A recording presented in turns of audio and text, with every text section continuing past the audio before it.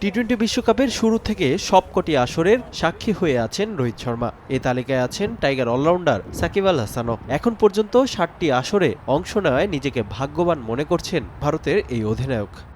আরও একটি বিশ্বকাপ খেলতে পারা আনন্দের। সত্যি বলতে আমি এমনটা ভাবিনি। সবকটি টি-20 বিশ্বকাপ খেলতে পারা আসলেই সৌভাগ্যের। প্রতিটি টুর্নামেন্টই উপভোগ করেছি। যখন আইসিসির নতুন কোনো টুর্নামেন্ট শুরু হয় তা নতুন চ্যালেঞ্জও সামনে নিয়ে আসে। 7.5 কেজি ওজন ও 10 ইঞ্চি উচ্চতার ট্রফি নিয়ে প্রতিটা দলের একটাই স্বপ্ন, বিশ্বমঞ্চে ট্রফি উঁচিয়ে ধরে দেশের সুনাম বয়ে আনবে সবাই। প্রথম আসরে শিরোপা ছোঁয়ার সৌভাগ্য হলেও এখনও সেই লক্ষ্য নিয়েই এগোচ্ছে টিম ইন্ডিয়া।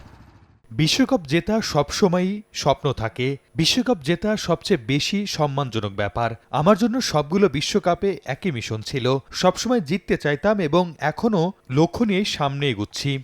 এবারের আসরেই হতে যাচ্ছে রোহিত শর্মার শেষ টি-20 বিশ্বকাপ, তাই এ আসর নিয়ে প্রত্যাশার কমতি নেই রোহিতের। আগামী প্রজন্মকে খেলাধুলায় উজ্জীবিত করতে নতুন দৃষ্টান্ত রেখে যেতে চান এই অধিনায়ক।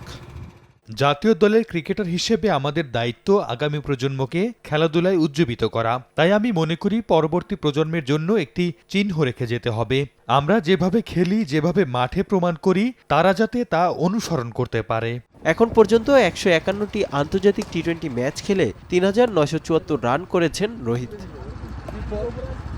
রিফাতুল ইসলাম মিরন, সময় সংবাদ।